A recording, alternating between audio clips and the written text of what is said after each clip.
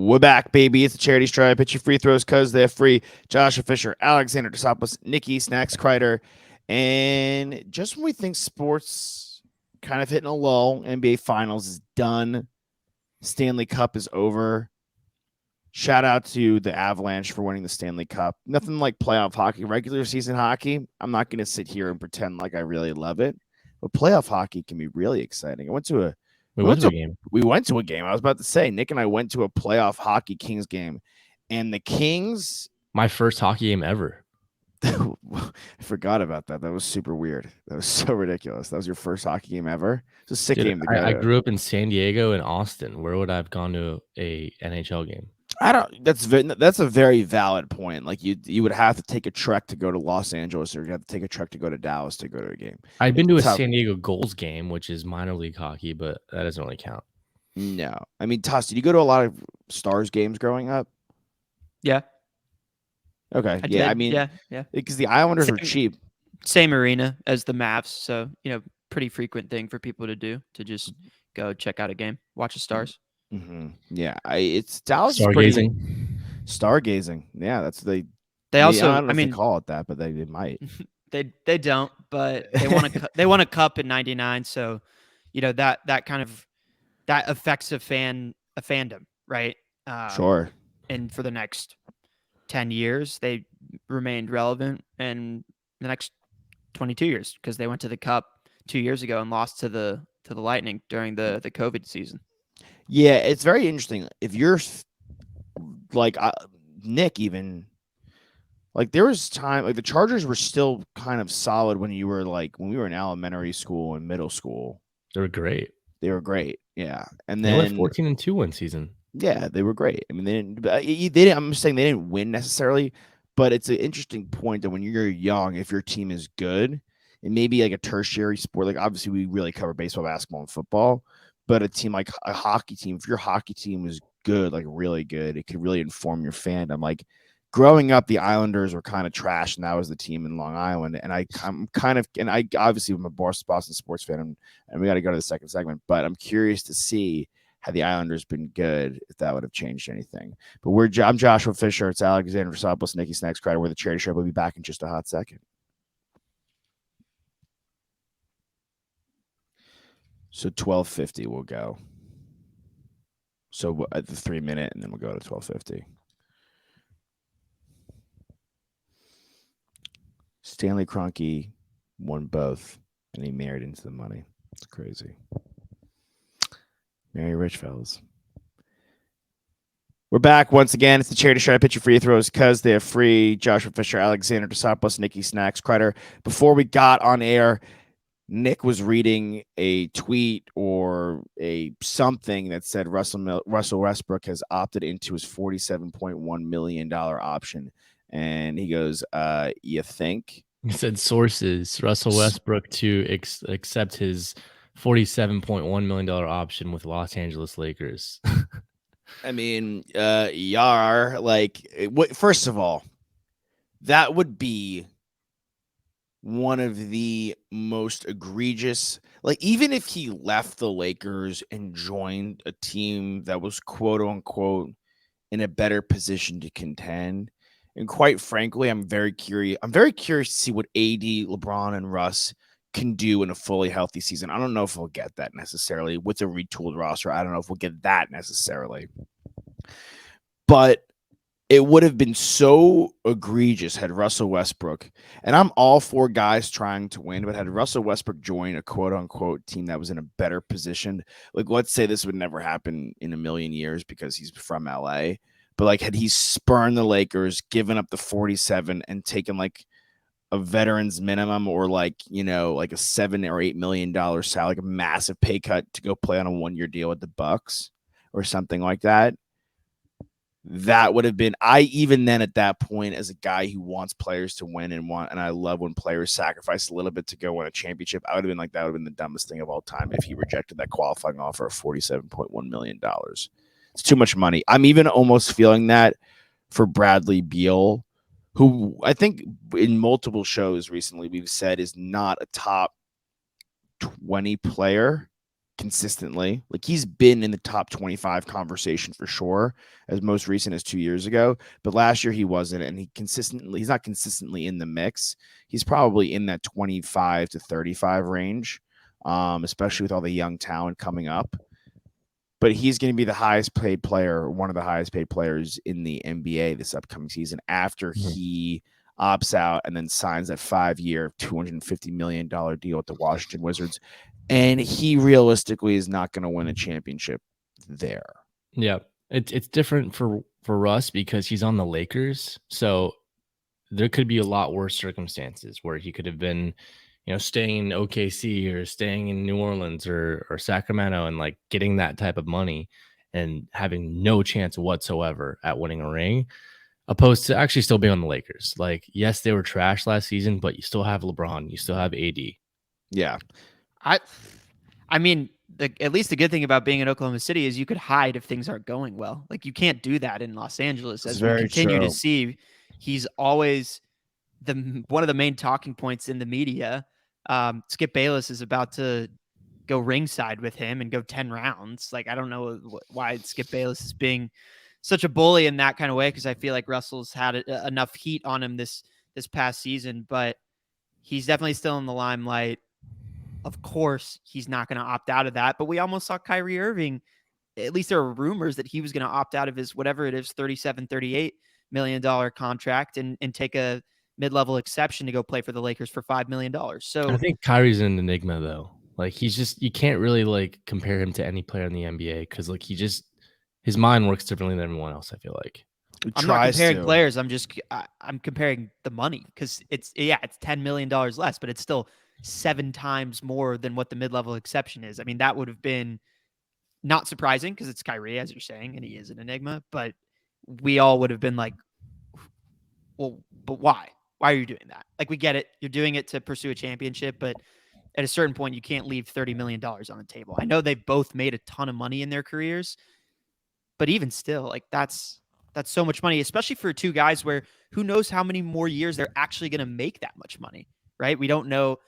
Russell Westbrook this past year looked like he was very much over the hill. Kyrie Irving, we never know if he's going to play more than 40 games in a season, in which case, is anyone going to want to pay him 30 million plus any given year?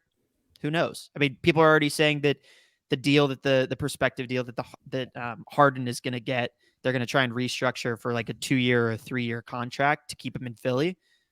If they had it their way, I think they'd pay him 1 year for 30 million, but they can't because he'll walk if they try and do that. I don't know. It's in a situation that's really interesting. All 3 of those guys, though, one of the reasons I'd paid Harden over all 3 of those guys, at least I know Harden's going to show up in Philly. He'll show up to the arena more so than Kyrie. Dude just was like, nah, I'll play when I feel like it. Russ plays, but is a shell of his former self. He wouldn't even sniff this kind of money if he was in the open market. If he was just a straight up free agent, which he will be next year, and he has the same kind of year he has in Los Angeles, he's not going to get this kind of money. Not even close. He'll maybe get like, what would you pay him? Like $8 million? Could you I'd probably pay him a mid-level exception. That's probably what I'd pay him. Yeah, exactly. To run my bench unit and play 22 minutes a game as a veteran, like that's what he should be doing right now. Which is like what he'll be in his 15th or 16th year is kind of like respectable, especially for what his game is. Yeah. His game is not Chris Paul, where Chris Paul can run the pace of the game, and it's okay if he's a little slower, doesn't have that step because he's a really good shooter and he's a facilitator and he's a floor general. Russ, although he has the assist numbers in his career and obviously is a really good passer, he's a speedster. He's more the athletic type, and you're going to lose that balance eventually, especially as you get into your 30s. So, especially with a lot of the younger players. So, he really is a second unit kind of guy, but he's got to take the money. Bradley Beal's got to take the money. I don't think Philly has a choice but to pay Harden, but for that 2 or 3 years rather than giving a 4-year deal seems more reasonable on both parts. I expect a little more out of Harden this year. I think once he gets a little more acclimated to Embiid, to Philly, I saw a stat with his numbers with Embiid off the court. They were good. He was good with Embiid off the court. So maybe he may not be the MVP James Harden, but we could be in a situation where he gets really accustomed to playing second fiddle to Joel Embiid, and they find their games within each other. I'm not saying Philly's going to win the East, but I think they'll be in a better position, the best position they've been in. They picked up another guard in D'Anthony Melton too, who's a Yeah. savvy guard who can spot start and also be a good guy off the second unit. And Tyrese Maxey going into his third year. I mean, he should take an even bigger step forward as he's progressed quite nicely throughout his career so far. Still have Tobias Harris. We still have Matisse Thybulle, who's not obviously an offensive liability, but defensively he's very strong. They don't have Bo Cruz though. They missed on that pick. They missed on Bo Cruz. They missed on the hustle pick. I think as far as free agents go, I do think it's going to be a little underwhelming as far as what we've seen maybe like a couple years ago when everyone and their mother was switching teams. But I think this is going to be a very underwhelming free agency. Like, I don't think Levine's going anywhere. I think he'll remain in Chicago, presumably. I think the only thing that could really happen, and it won't, is even with Kyrie opting back in, KD being like, get me out of here. That would be nuts. I think it's going to be underwhelming in the sense that there's not going to be a ton of superstars changing teams, and it's just not going to be complete madness like it was. But I do think that it's going to be a very competitive free agency where you're going to see a lot of bidding wars because there's so many teams that are in the hunt that are just really close to being contenders, or that are contenders that just need one or two pieces that are missing. Yeah. I mean, there's definitely always guys you can pick up. I mean, I'm curious to see what the Knicks do. They've cleared all this space. They balked at taking Jalen Duren, which is interesting. Do they bring in Mitchell Robinson? Do they put all their eggs in the basket on Jalen Brunson? Is that a piece that can get them over the hill? I mean, everyone's made a massive deal about them not having a true point guard, which is a clear issue. They tried the Kemba Walker thing. That hasn't worked. He's in the Pistons now, which is unfortunate for him. But I'm curious to see if that even gets them into a playoff hunt. I think the most interesting move, which we were kind of texting about and talking about, was the potential of DeJounte Murray going to the Atlanta Hawks. Yeah, I actually think that if you add up all of the little things that could possibly happen, it's a lot different of an NBA going into next season because there's a lot of chips to fall still, and they're all impactful players. Maybe they're not superstars like Kevin Durant, but there's other moves to be made, and they're going to be made. We should talk about it a little bit into our second segment. And our third we will. segment. Yeah. We will. We'll get there. Josh Fisher, Alexander Tosopoulos, Nicky Snacks Crider. We'll be back with more NBA talk, breaking down the chips that'll fall.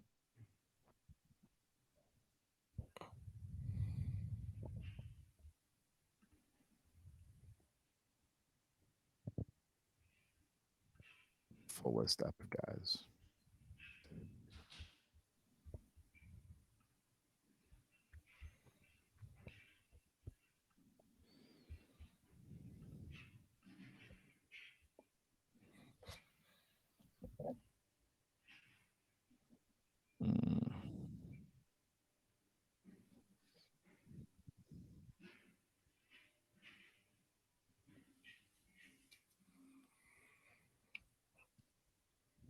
What are you doing?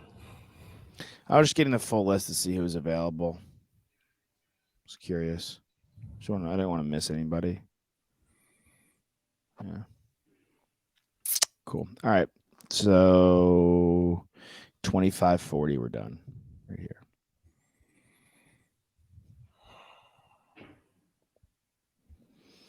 We're back once again. It's a charity show. I pitch your free throws because they're free. Josh Fisher, Alexander Tosopoulos, Nicky Snacks Crider. We left off talking about NBA free agency. We're back talking about NBA free agency. A lot of guys that are not all-stars, but very impactful players. And three I'll bring up. Colin Sexton, who was injured last year, and obviously the Cavaliers still make the playoffs to play in without him. We have Miles Bridges, who really turned a massive corner and was in contention for most improved player. And then you have DeAndre Ayton, who's the third fiddle on the Phoenix Suns, a team that pretty much blew, I think, their window when they lost to your Mavs toss, and they had gone to the finals the year before. Three young guys who are not necessarily all-stars, but can be very impactful players. can be impactful in the sense that they add that final missing piece to a team that's pretty much ready to contend or already is contending, or they take a team like Miles Bridges has been discussed going to the Pistons, a team that's been in the cellar, and take them to that play-in level game on the back of a guy like Cade Cunningham, who's in his second year. Those three guys, Toss, who would you want your team to go after? Well, I think it just depends. Like you mentioned, none of those guys are all-stars yet, right? Ayton's going into his 5th year. Bridges is going into his 5th year, maybe his 6th. So this is the time where they're supposed to make that next jump.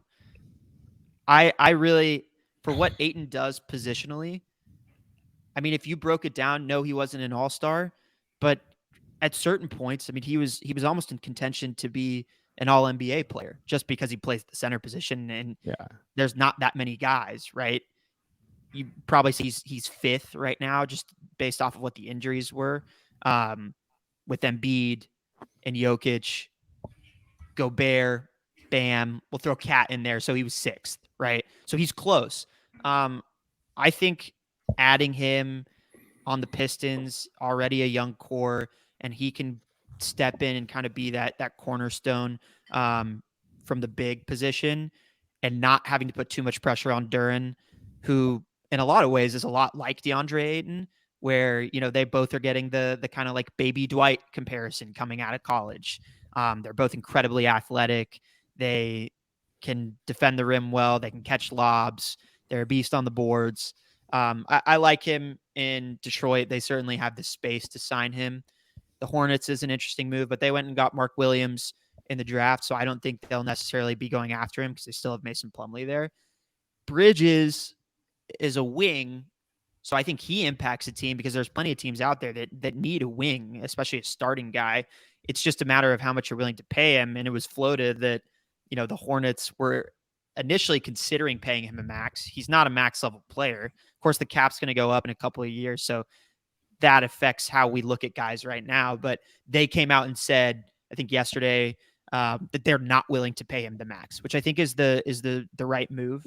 They still have his bird right, so they can match anything that anyone gives him. But I like Bridges. I mean, I think if he takes a step forward, I wouldn't be surprised what he can do with his versatility, his athleticism.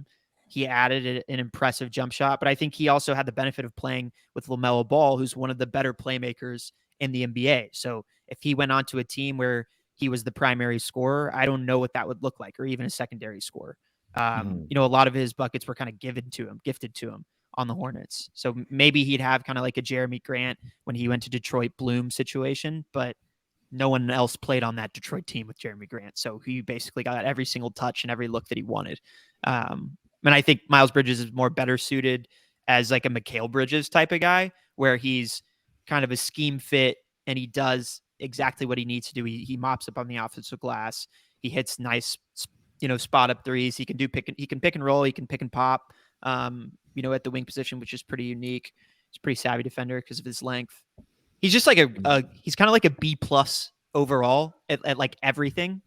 He's not like incredible at one thing except dunking, but I don't know. I really like Miles Bridges, but the other guys that are, it's not the free agency guys, unless you're talking about Zach LaVine, but is Donovan Mitchell going to go somewhere, right? Is someone going to put together a package for him? Are the Jazz going to completely blow it up? Is Gobert going to get shipped somewhere? You mentioned DeJounte Murray. Those three guys are all stars. That would significantly impact what the landscape of the NBA looks like. The Brunson piece to New York that you touched on last segment, I mean, I don't really want to get into it too much, but I think we all would agree that if they sign him as their core foundation going forward, that doesn't really push the needle. He, at this point, is like just on the inside of top 50 in the NBA, only because of his playoff performance. But if I had said that during the regular season last year, you would have been like, no, absolutely not. He's not a top 50 player in the NBA. So you would never have even said that. Even as a Mavs fan, you would never have even said that. No, I think, and I'm saying right now that if he is in the top 50, it's 45 to 50 currently. And it's just because he averaged 22 points in the playoffs this past year. That's it. And I think that would change as we head into the regular season. I think another guy I do want to bring in, and I love that you bring in the Spider talk. Another guy that I want to make mention of is Anthony Simons, who is another guy that I find really interesting, very young, a guy that continues to kind of grow exponentially. I don't know how far that'll hit, but there's certain teams that I'm looking at their cap space. Like everyone's making a huge to do about the Knicks and the biggest secret of Jalen Brunson. And you bring up Donovan Mitchell. I'm curious to see if, everyone, the Jalen Brunson thing's all smoke and mirrors, and that's what they're doing. They're going to go after Donovan Mitchell with all the picks they have in 2023. I'm curious to see if that is a move that the New York Knicks make and was centered around Obi Toppin and Emmanuel Quickly, pieces that they still have. Could they go after Donovan Mitchell and bring him back to New York? It would be a shame to see if you, as a Knicks fan, though you don't want to necessarily give up all the pieces and you want that depth. Inversely, I think it would be a shame to see Donovan Mitchell on the move and you not be the team that goes and gets him. That, as a Knicks fan, would hurt me. But Anthony, the Grizzlies are a team that really interests me as well because they're top 10 in available cap. They were the number 2 team in the West.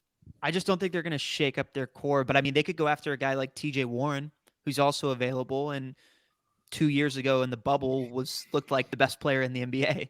He just says injury woes. Yeah. Yeah. And they need wings to add to that team to help, alleviate some of that pressure from Jaws, the primary scorer. But the Hawks are really intriguing to me because, of course, the DeJounte Murray rumors. And the interesting thing about that is that they're apparently not going to give up anything but Danilo Gallinari, Lisa Ann's favorite player, and first-round picks. And if they could swing Capella into a deal with some other young guys and get Gobert too, if they ended up with Trae Young, Gobert, and DeJounte Murray, that's a team that's a top 6 team in the East right there. And they could be potentially back, or at least competing to be back in the Eastern Conference Finals where they were 2 years ago. 1,000%. And a team that had a really bad kind of hangover type season last year after getting to the Eastern Conference Finals. So that's who I'm really looking to make moves. And I think Kevin Huerter is another piece that will fall somewhere where he won't be on the Hawks next season. I'd love for him to end up in Boston, though. I think he'd be a great addition for the Seas. He just looks like a Boston guy too. Yeah. Yeah. Looks like he's from Boston, honestly. A little bit of baby Scal in there. Yeah, except better. Of course. There's Marvin Bagley's available. Mo Bamba's available. I'm wondering if these guys' careers can be revitalized. If these guys, obviously Bagley is the guy that was taken ahead of Luka, ahead of Trae Young, ahead of Jaren Jackson Jr., right behind DeAndre Ayton. Marvin Bagley III was a guy that we were like, is a pogo stick, can't miss prospect. The next Chris Bosh, and has just not materialized or even come close to materializing. And Bamba was viewed as a project that I think was maybe put in the wrong hands. A piece of clay that was put in the wrong artist's hands. I'm curious to see where those guys go too, because I think they can be we've seen awesome, especially from Bamba, honestly. We've seen spurts and capabilities to score, to play great defense. And people really value a strong center. Like, if you're going to go get a backup center or go get, a stalwart defensive player, rather than trade for Nerlens Noel from the Knicks, why wouldn't he go get Mo Bamba? Yeah. Yeah. I think Clippers bring in John Wall. Nick, you get John Wall. You get a little swagger in Los Angeles. And all of a sudden, the Clippers with Kawhi back and Paul George, it's depth. Depth is key. He's not going to be the John Wall of old. I wanted the Celtics to get him so badly. That was my dream for the Celtics to kind of go get John Wall, to kind of give that energy back, give him some motivation to win a title, to kind of, play a really good 14 to 15 minutes a game. He's not going to give you an all-star performance, but I still think that he can be a strong contributor. He could be what we were suggesting Russell Westbrook should be. Yeah. Mm-hmm.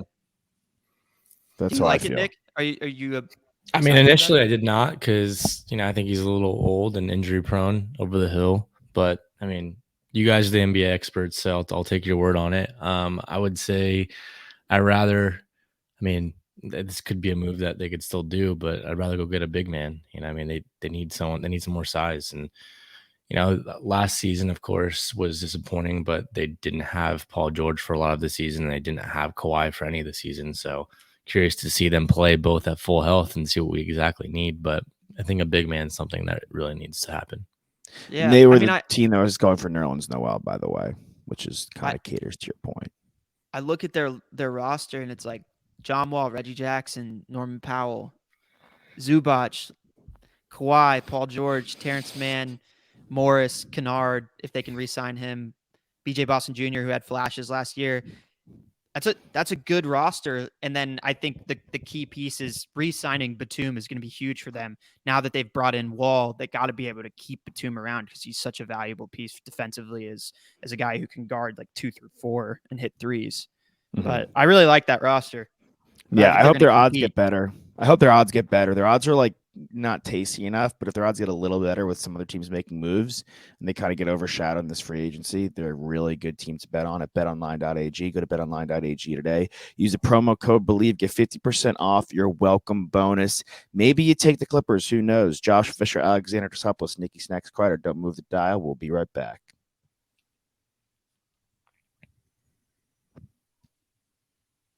Okay, so 13:30 right here, guys. So 39:30.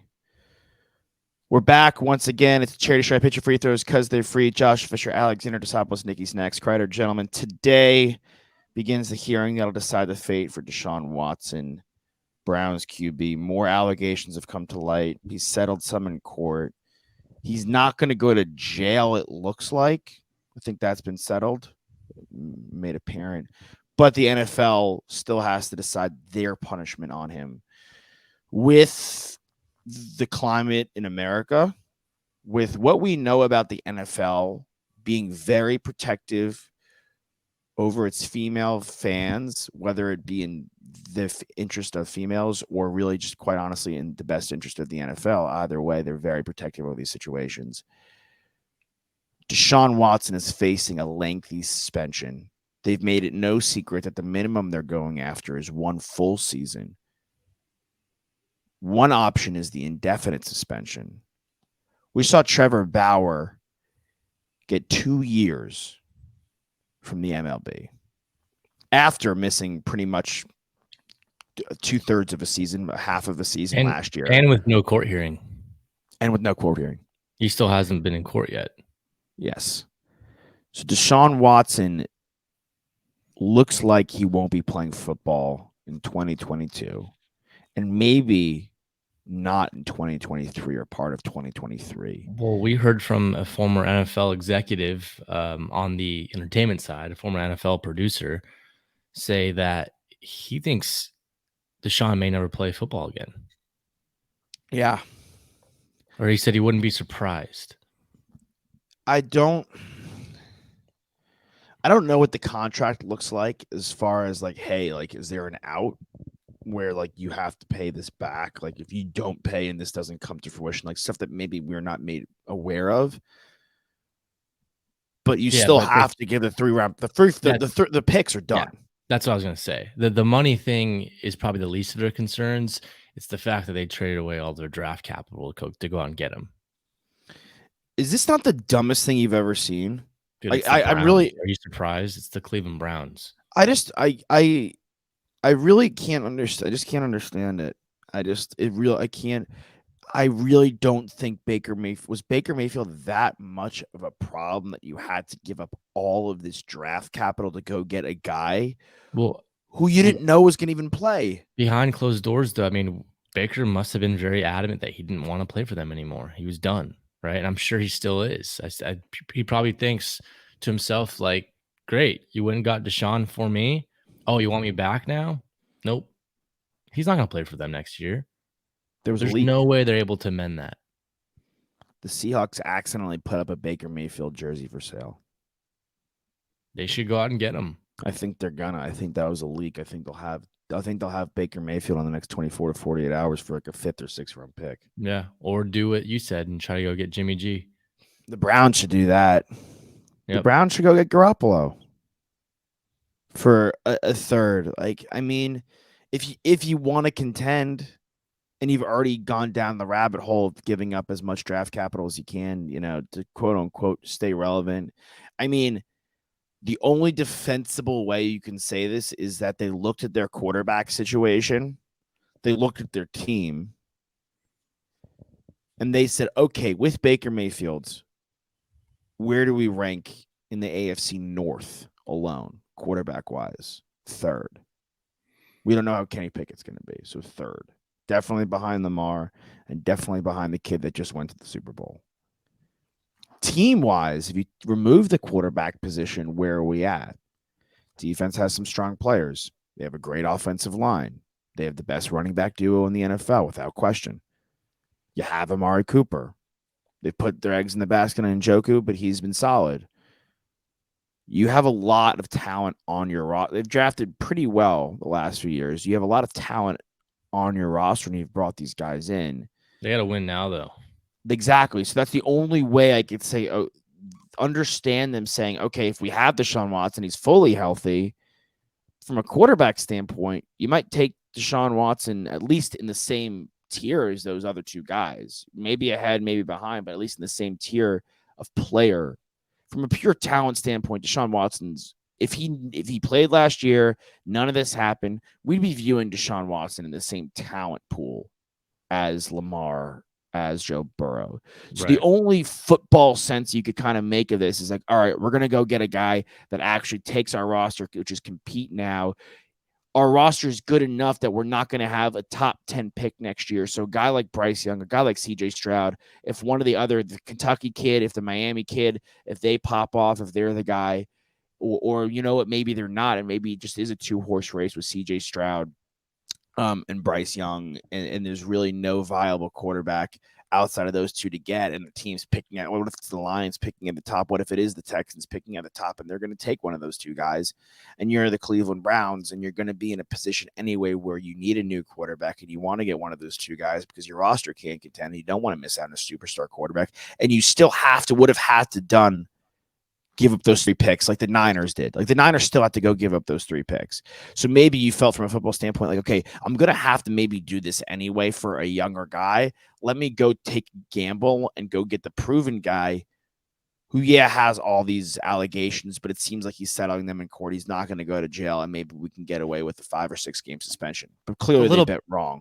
It's a little presumptuous. You can't bet in that situation. I'm just trying to make sense of this. That's like, I'm trying to rationalize this because to me it's completely irrational. This is the most, like, of all the times to say, like, for an average Joe or ourselves to say we could be NFL GMs or we could be MLB GMs or NBA GMs, of all the times, this is one where it's like, no, actually we could have been, because how do you make that? It just doesn't make any sense unless you know for absolute certainty that guy can play. And if the evaluation is okay, at worst he's missing a couple of games, sure, but that can't be what the evaluation was, or it shouldn't have been what the evaluation was, because it wasn't done. It wasn't finished. Also has to do with the Texans as well, though, right? Like, they're trying to get as much out of Deshaun as they can, and if it's ruled that he can't play, then they're getting nothing. So I'm sure the Texans are pushing him as much as possible to get that trade done. It's both sides, right? One of them really worked out for a team, the other one is a colossal fail. But if you have a guy who's probably not going to play, then there's zero value in trading him whatsoever. So they pushed it. The Texans crushed this. Yeah. The fact that the Texans even got, like, the way it stands, Texans are back. They were the team that was in turmoil. Now they have some allegations against them as well for allowing, for, like, again, quote Hiding unquote, information, aiding his conduct. So we'll see how that plays out for Houston. As it stands right now, pick, so I don't think they're. What would you give up for Deshaun right now? Seriously, like right now, what would you give up? Nothing. 7th round pick. And they got 3 firsts, 2 fourths, and a third. And I even think 2 fourths and a third, by the way, not just the firsts. Obviously, they got all that, but I even felt like, and a lot of this is that Davis Mills was a bit of a gem, right? But that they were bad last season. They were very bad. Their personnel was terrible. But they actually had, like, some sort of redemption plan, whether he was going to play or not.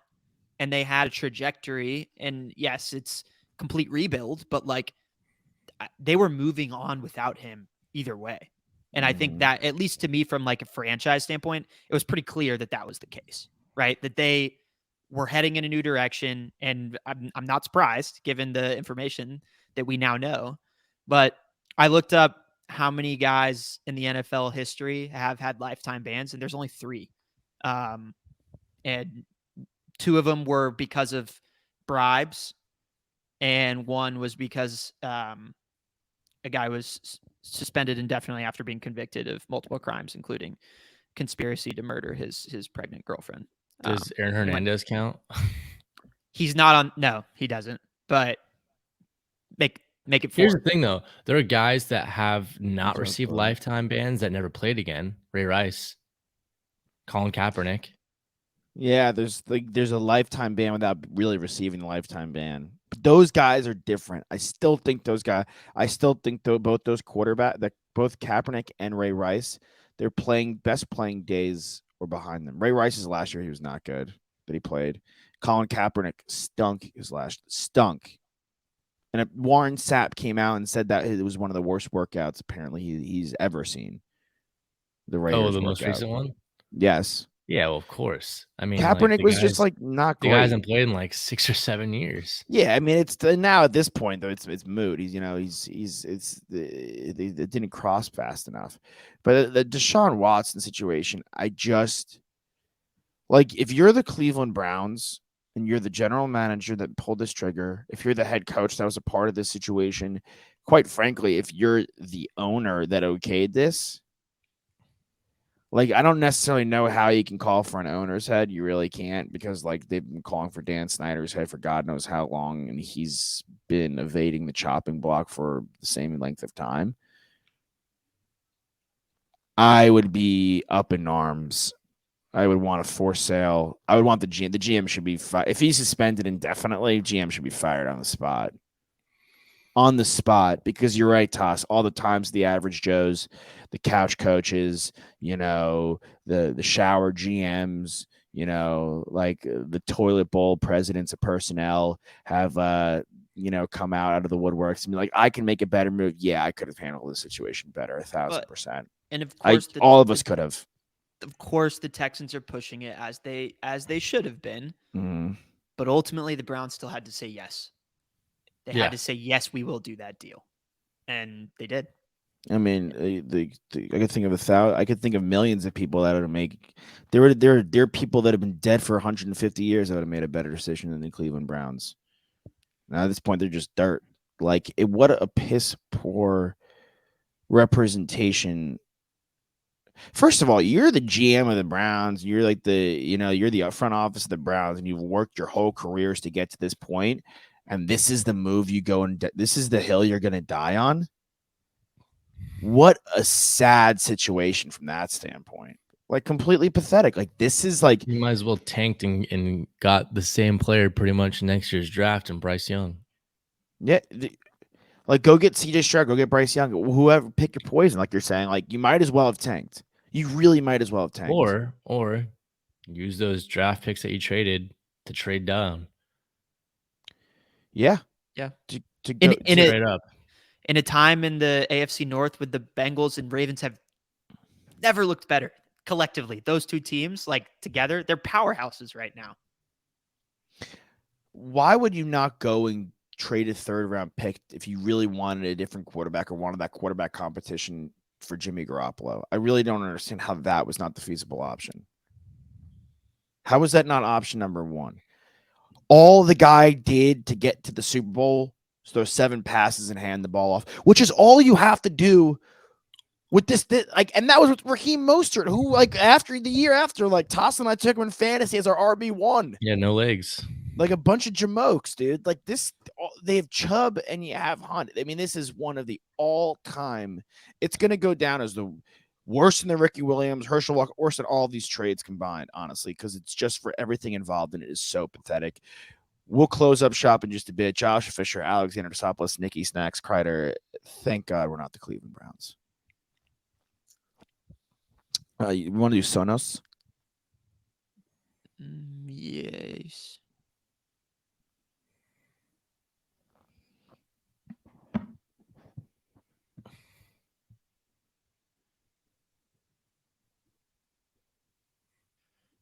second.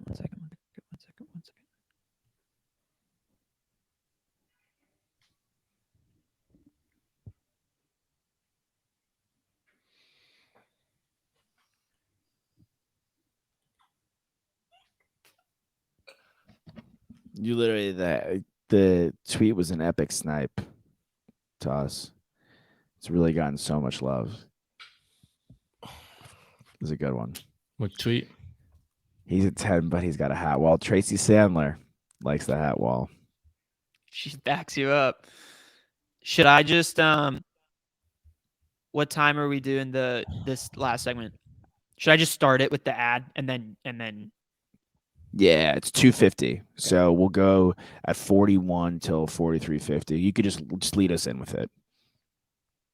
at what time? 40 what?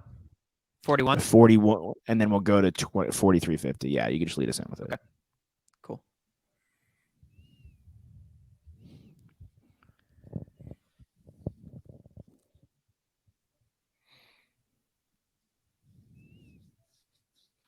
Hey everybody, Charity Stripe back here. Flat should describe your TV screen, not your TV sound. Experience your entertainment like never before with the new Sonos Ray. This compact and easy to use soundbar puts you at the center of shows, movies, games, and more with crisp highs and precisely balanced bass. Breeze through setup with help from the Sonos app. You can even use your own remote for control, and when the TV is off, stream music, radio, podcasts, and audiobooks from all your favorite services. Visit Sonos.com to learn more. Or DJ sets. Or DJ sets. DJ Nicky Snacks. No, it's just Nicky Just Nicky Snacks. Snacks. Oh no, I know. I knew it was just I knew, but I couldn't help myself. I'm thinking about how ingrained it is in my brain to go Nicky Snacks Kreider. For me, just to go Nicky Snacks is like my mind is like kind of like combusting. It's tough. Nick, were there any other name options that you were considering Ooh, before great question. locking in Nicky Snacks? I didn't really think about it. No. There's a DJ out there named Kreider, but it's spelled Kryder. So I wouldn't really take my last name. Yeah, not the move. I think that Nicky Snacks is like it's fun. Like as you get bigger, like you could like Aoki cakes the crowd. You could snack the crowd. Just throw out some Southwest peanuts. That would probably maybe. That's sure. a liability, I think. Because what if liability people snack. are allergic to peanuts? What It's about one lame. of those like snack, like the Like Oh, a t-shirt right. cannon, but snack cannon. Ooh, that's a great idea. Now that what a comeback idea. With like the canisters of like of Pringles just like firing out into the like crowd. Pringles minis. Yeah, wow. That's all we have to figure out. Like just like fun like Twizzlers, just like stuff like people can just snatch in the air and just put in their mouths. I was thinking like the multi bag of the chips. Chips, Like, yeah. That's what I thought you were going with. Like a fun pack. Yeah, that's got like 4 different flavors, 6 Instead of- bags of each flavor. It's got like Lay's and Doritos and Fritos and Cheetos. Caramel Crunch. I mean, like instead of like you guys know that game. The instead of like crowd surfing people, you could crowd surf like that bag of like chips. I feel like Yeah, that'd be funny. true. Or I can get a big old bucket of pub mix from Costco and then just spray it around the crowd. Pub mix. Pub mix would be Or hilarious. cheese or like the cheese puffs. That like and that We can do those this forever. Should We we keep could- going? should Should we we do keep- a whole nother episode? Just we doing should, this? we should do a whole other episode and go check out that episode anywhere you get your podcast because we're the Charity Stripe. Fans out there, drag both feet in bounds, swing on a full count, rip that puck, hit that putt at your PKs because they free and your free throws. Why, guys? because they are free. Because they're free. We outro. We love ya.